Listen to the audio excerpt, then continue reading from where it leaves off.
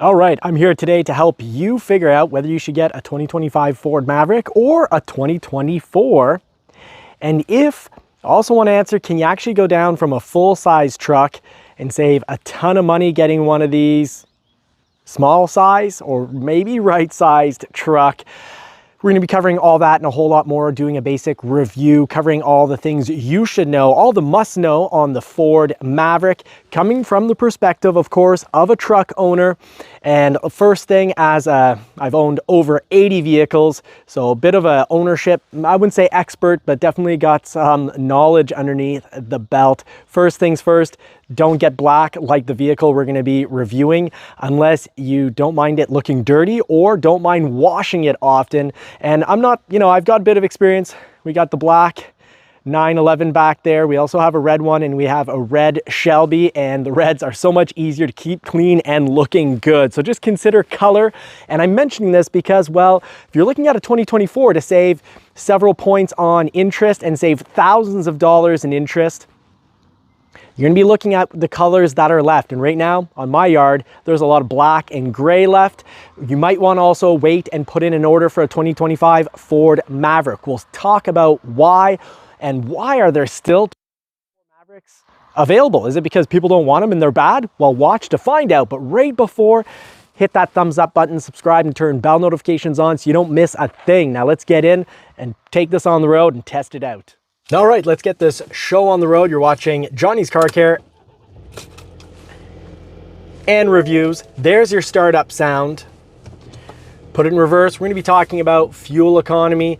We're going to be covering power. Really, we're going to be covering it all because I want you to have all the must-know information, and we will be answering the big questions of, can you downsize truck and save thousands of dollars? Will you actually save thousands of dollars? Well, I can tell you, first of all, if you're looking at a 2024 STX F-150, whatever window sticker price you're looking at, you can probably figure roughly about $11,000 off that price. So in Canadian, that's about 55. You'll be down to about 55 to 57,000 Canadian. And the truck we're testing out right now without accessories is 42,000 Canadian. If you're looking to pay cash, I would order up the 2025, and I'll tell you why throughout the video. I'd order up actually an all-wheel drive hybrid 2025 Ford Maverick hybrid with 4K towing, because you're going to get the best of everything out of that. You're going to get better lights. The night driving lights on this are actually very good. They're very good, but they're fantastic on the 25. I like the style. I like the look. 24 is a good option, but let's first deal with one major question. Why are there still 2024s left? Well, there's still some left, and you can finance them or finance them at a much lower rate than your 2025 because there was a recall that affected roughly 242,000 Mavericks. That's 2022 model year to 2024. So any Mavericks that were on lots froze there. Now, if you own a Maverick, you didn't get your Maverick taken off the road or weren't allowed to drive it, but it was a tail light in the back that could potentially go faulty and have it so you don't have lighting. So why is that a major problem? Well, it didn't turn into a major problem for current owners, but for dealerships, it means they couldn't sell the vehicle. That's why there's still some left, and you're going to see more EcoBoosts available than hybrid. So we're testing out the EcoBoost right now, and one reason you might want to pick up a 2024 is more power. If power is really important to you, do be aware this has 250 horsepower and 277 pound-feet of torque because it is a 2024 2-liter EcoBoost with all-wheel drive. And if you get a 2025, just a little less power. I believe it's 238 horsepower. So just a small little difference. You could always, get a little programmer and, tune that. But do be aware that when you reprogram a vehicle, watch out. Don't expect your warranty to be good if anything happens with the motor. So keep that in mind. So far, we've driven back, we fueled up, reset the fuel economy. And this is how it's so important to actually test the vehicle. When I got in here, it said 28 liters per 100 kilometers. That would be, let's say about 8 miles per gallon. So horrible fuel economy. That's because the last test drive, they probably, turned it on, let it idle for 5 minutes, put the pedal to the metal, And that was it. And that was the end of the road test. So it made the fuel economy be extremely high. So you need to try it out. Ideally, if you can, if the dealership will let you. Let's say your normal daily run is, 15, 20 kilometers. Ask them if you could do 15, 20 kilometers or, 10 or 15 miles, and try to do simulate your daily drive to give you a good idea of what your daily drive is going to cost you in fuel economy. So far here, we're at 9.7 liters per 100 kilometers. So we'll put that in miles per gallon at the bottom of the screen. That's really quite good for an EcoBoost, and considering we drove up a huge hill. Now we're gonna go, stay tuned, because we're gonna go hit some major bumps to see how the suspension goes. We already test drove the all-wheel drive hybrid with 4K. Really enjoyed it. The fuel economy came in at almost half of where we're at currently. But what we've done currently isn't our back and forth daily drive. So important to test out the vehicle before you really judge it. Don't judge a book by its cover. Don't judge a vehicle by what it says in the screen based on other people's test drives. They might have gone all out, pedal to the metal, wild. But so far, 2024s, there had been some complaints on the interior. And the 2025s, the people that, much less complaints, but you might like the interior of the 2024. I know I do, and I know I wouldn't be paying this cash. If I paid cash, I definitely get a 2025. But if I'm financing, I'd rather a 2024. One hiccup, 2024, you will not find a 2024 model year Ford Maverick that is hybrid and all-wheel drive. And I really like that setup. So we're gonna go off to Costco, get a bit of a load, see if we could still live with this. And I'm gonna go get through this very bumpy section. Actually, going through this bumpy section, if you don't find the camera is moving that much, that's because the suspension on this is excellent. Feels like I'm driving a quality SUV, and taking this through the bendies, we'll find out in a bit, so stay tuned. But I have a feeling, based on previous reviews, if my memories collect, taking this through the bendies is nicer than taking a truck through the bendies, because it's just so well put together. And this is really, if you're thinking of buying an SUV, this could be a great replacement, because this takes the bumps better than a lot of SUVs. Brakes are great. Okay, let's stay tuned. We're gonna go take some bumps, folks. All right, spring roads, really bad conditions. I'm focused down on the road here. Look at this bump here. Major speed bump, and it handles it really well. If you're thinking of buying a sedan, I can tell you, you probably would have bottomed out on that. It's a little bit of extra height that this Maverick offers, much like many SUVs, gives you just enough height to not bottom out on, holes, potholes, and speed bumps. And actually, I've seen some SUVs bottom out on this section before. Well, I saw and mostly heard, you hear a bottom out. And there you go, fantastic. Fun fact number one, if you have the hybrid version of the Maverick, the little L in the transmission, so you got a transmission round dial, there is an L. If you hit that, your electric engine is actually going to create more resistance, and it's going to help you with, kind of recharging that hybrid battery. Right now, you can probably hear that. You can hear that because if you have the EcoBoost like we have right now, it's going to force the vehicle to be in a lower gear. Your RPMs are going to be higher, and yes, it's going to be noisy. So one thing to take note is the EcoBoost engine. If you're heavy on the pedal and acceleration, or you're, forcing the vehicle into a lower gear like we just did with the L button,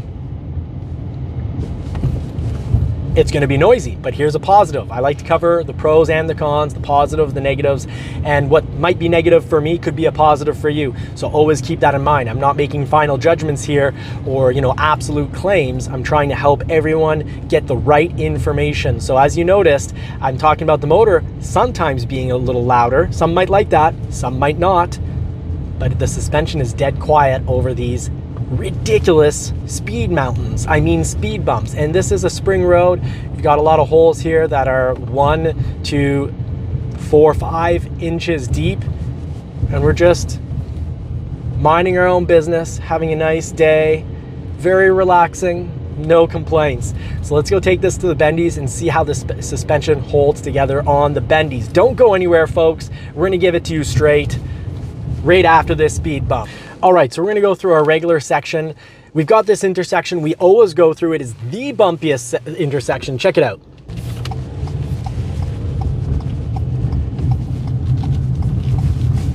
Very solid through the bumpy intersection. Oh, this truck just wants to take off. Very satisfied with the power for off initial takeoff, even rolling takeoff. Great power response from the EcoBoost.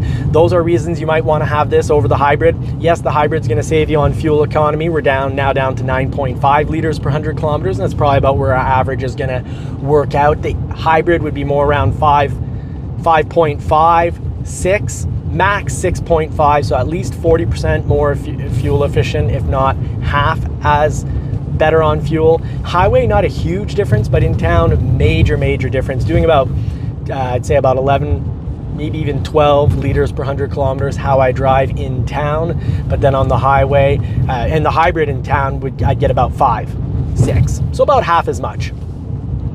We're gonna go through, major potholes here, doing a great job. Nice, pretty darn quiet suspension, surprisingly well insulated vehicle. The sound deadening is very good on the vehicle. Let's check out the bendies.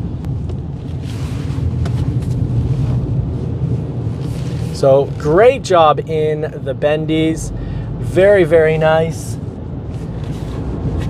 Fantastic job in the bendies here. So really good at going through corners at whatever speed. Very pleased with the Ford Maverick. Now we'll test out acceleration as soon as we get into the right zone for that. We're on the highway at 1500 RPM. We're gonna give it gas once we're legally allowed to. Pedal to the metal. Woo! Pretty darn good. Very satisfied. Not Explorer ST wow factor, but that was good. So from the Ford Explorer ST, the sound was absolutely incredible. The takeoff kicked us back in the seat. The EcoBoost won't kick you back in the seat. You'd maybe need a programming tune to do that, or maybe you want to look at getting the Lobo model in the 2025. But for many people, this will be more than adequate. The heated seats, by the way, work great. I'm on 2 out of 3 right now, and I'm very pleased because it's warm and I'm not burning. 3, I'd almost be burning. I'd say 3 is a great 3 out of, hot seat factor 3. It's so nice that there's different elements, because when you're wearing a thick winter jacket, 3 is needed. Whereas right now I'm wearing a spring coat, and 2 is perfect. If I had no coat on and it's right against, like I'm wearing a t-shirt inside the vehicle, then you're gonna wanna run it at 1. So in the summer, if you've got a sore back, you run it at 1 against a t-shirt. It doesn't overheat the body. You don't feel like you're cooking. So it's nice. Ford spent the money there to have the 3 different settings. It's also quite nice that the heated steering wheel here. Highly recommend if you're getting a Maverick, the one to get. Which is the one to get? Well, the one to get is an XLT with luxury package. I'm steering you absolutely in the right direction when it comes to that. You will love it and you won't be disappointed. It's worth the extra money. On the long term, a little bit of extra happiness every single day works, and convenience works out to a whole lot of extra happiness and convenience. It is worth that initial extra money. I think Ford is putting the XLT package with luxury package in the $2,000 range, depending where you're located, Canada or the US, is an absolute fantastic steal of a deal. They're not bleeding us for those heated seats and heating steering wheel. It's not like a Ford F-150 where if you want the heated steering wheel, you have to go all the way to a Lariat. And if I'm not mistaken, a Lariat maybe 502. My Tremor doesn't have the heated steering wheel and is 80,000 Canadian. Do I prefer my Tremor? Well, in the bendies, I actually prefer this. The Tremor has a bit of left-right in the bendies. So in the bendies, I prefer this. The Tremor, it is more comfortable suspension-wise, but this is actually quite comfortable over the bumps, the spring roads, the potholes, the speed bumps. The steering wheel, while it is electric power-assisted steering, it's very responsive. I don't feel, a lot of reviewers will be like, oh, it's not a real steering column, so you can't feel the road, and they will criticize that element, especially if they're talking about sports cars. I like not feeling the road because my area has, like many, has speed bumps, and I don't want speed bumps and potholes. I don't want to feel the holes and cracks and poor road conditions. So I'm more than okay not feeling the road. What I want is a responsive steering, one that goes when I point it without being overly sensitive. You know, I don't want to cough and be taken off the road because I cough and turn the steering wheel ever so slightly to the right. I don't want to be out in the hayfield or out eating corn or into the forest picking death berries because I coughed or sneezed. So I'd say the steering wheel, how I describe it, is just precise enough. All the, you know, the steering wheel feels nice on a luxury package XLT, a little bit of padding, so I don't like the cheap plasticky feel of a steering wheel like a Ford F-150 XL. I like how the turn signals feel, the wipers, everything feels real. It doesn't feel like a little, like digital, or just like a little button that, you know, you're pressing something to activate something else. It feels like actual levers. I like the dials, they have a real feel to them. Yes, there's a lot of plastic in this vehicle. I can totally live with that. They gave me my armrest on the side here so I can put my elbow up against the windowsill and drive with 2 fingers. Do so at your own risk if it's legal in your area. Maybe I'll sneak the hand down here on the bottom of the steering wheel. So yes, I have 2 hands on the steering wheel, of course, at all times. Got to follow all those laws, folks. Highly encourage. And of course, always drive safe. Please do not text and drive. Save yourself an accident on whatever vehicle you buy. But I do put my A-OK approval of purchase on these. Yes, there have been recalls on the Ford Maverick. Yes, you'll have some YouTubers making spectacular videos trying to say, don't buy this vehicle because it's just been absolutely horrible. And, you know, they'll reference the recalls. Recalls can be taken 2 ways. It can either be taken as good, the manufacturer is being responsible for their product and they're actually perfecting the things that need perfecting. Or it can be seen as, you can take the other, like the journalistic perspective where, ooh, I can make money on this, let's blow this out of proportion and encourage manufacturers to hide problems, lie about problems, get taken to court and fined by the government for problems. Remember the GM ignition switch problem that they ignored and refused to spend extra few dollars per ignition because 1, they probably didn't want the bad publicity from journalists that Ford often gets, and 2, they just figured they could deny it, and 3, there is actually written confirmed proof that they said, it'll cost less to just deal and settle out of court with the injuries and deaths than to actually spend an extra few dollars and save people a world of hurt. So let's not encourage manufacturers to lie, cheat, and steal to avoid having recalls. Let's encourage them, you know, to the YouTube community, to all the journalists out there, please, let's start encouraging companies to do recalls, and when they do, applaud them instead of shun them. Shame on the journalists that will just take the easy buck and do the what do you call it, the trash video, or when you run someone's name through the mud. Shame on them for doing that, because yes, that does get the absolute most views instead of actually informing, instead of actually offering perspective, and instead of actually creating an atmosphere, an environment that gives us safer, better vehicles. Shame on them for only encouraging manufacturers to lie, cheat, and steal their way to not doing recalls. So I'm glad that the Maverick has some recalls. I'd say the ideal blend vehicle should probably have a model year, like a generation for a vehicle. This is Gen 1 of the Maverick, so I think when you're on Gen 1 from any car company, we should see a healthy amount is probably 5 or 6 recalls. 14 or 20, yeah, they just made it, you know, they made too many issues. They had too many issues when producing it and didn't get it right the first time. But nobody's going to make a product that's perfect the first time. Come Gen 2, Gen 3, depending on how drastic the changes are, we should probably see, you know, 2 to 5 recalls would be healthy. And if they haven't changed the model in 20 years and it's all the same, you know what manufacturers I'm talking about, well, then there should be 0 recalls, and the vehicle by then should be perfectly reliable. But then you're going to lose out on tech. You're going to lose out in the category of you're going to win on reliability. You at least should be. If you're buying a product that basically hasn't changed in over 10 years, you should be getting near perfect reliability.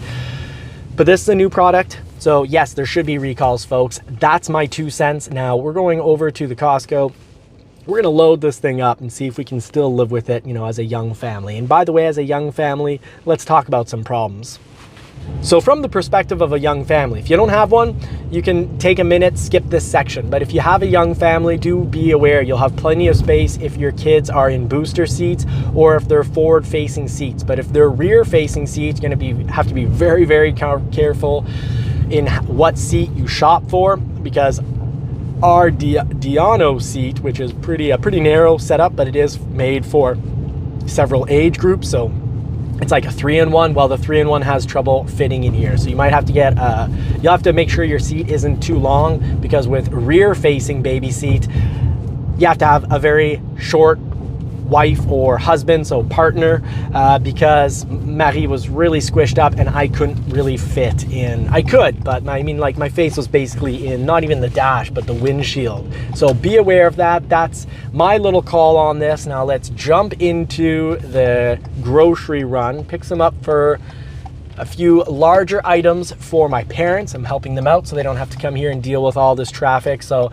let's buy a few large items and just see how your everyday, weekly or monthly big run for the big supplies, how that's going to treat you in a Ford Maverick. All right, let's cover a few more things that I really like and maybe you'll like less. First of all, really like the dual rear view, the side mirrors. They're great, really good for blind spots. Some of you won't like that and will prefer the blind spot detection. If so, go with a Lariat. The cloth I really like. If you don't like that, well, avoid the XL or XLT. You're only going to get the cloth on the Tremor, Lobo, or Lariat. Some of you won't like the plasticky interior. I like it because it looks good. It's a nice mix. Some of you definitely won't like this orange. If so, get a 2025. The blue is really nice. Check out our review on it. I like the dash cluster here, but I do prefer the 12-inch that's provided here on the 25s. I also prefer this 8-inch is fine. You got your little cubby hole there, but I do prefer it on the 2025. So it's a toss-up. Now the windshield isn't excessively high, so with that rear view mirror being there, you might have a little bit of, very rarely, but let's say going downhill, someone's right in that spot, it is going to remove a bit of visual. Brake controller, absolutely fantastic. I like the sound this truck makes. I also like that XLT luxury package, gives you an electric seat, heated seat, and as well as the heated steering wheel, so a fantastic package. I personally like the look, but drop me a comment. What do you think of the look? Darker colors on a truck. I don't want to wash my truck on a regular basis, so I'd much prefer lighter colors like that F-150. Now, speaking of the F-150, is size going to be an issue? Well, if you don't have kids, the rear view seat here is just absolutely fantastic. Picked up the essentials for my parents here. The ham, steaks, of course, always steaks. Got to fight for our right, keep being able to eat steaks. Some vitamins, duct tape, and the box. Well, let's just test it out here. Unfortunately, that's going to get ever so slightly wet, so let's do this quick. But for many of you, this is going to be more space than you would ever need. But if you need more space, you're getting a Ranger or you're getting an F-150.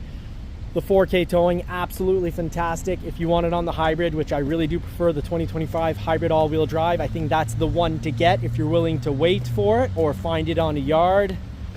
That's a great looking truck. Whether you get a 2024 or a 25, I'd say it's a go. Now, as someone who's owned over 80 vehicles, would I hit the pedal to the metal on this vehicle and buy one?